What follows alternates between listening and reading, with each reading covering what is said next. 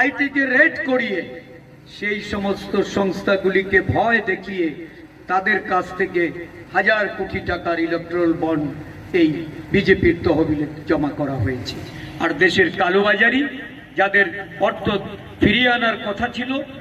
এই দেশের মজুদদারদের, যাদেরকে বিজেপি দল তাদের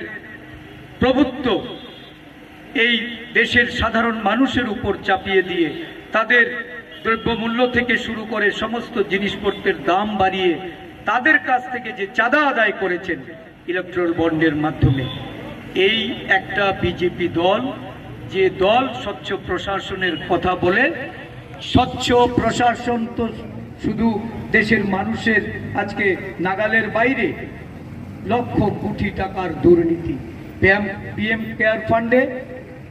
লক্ষ কোটি টাকা দুর্নীতি, কোনো হিসেব নেই।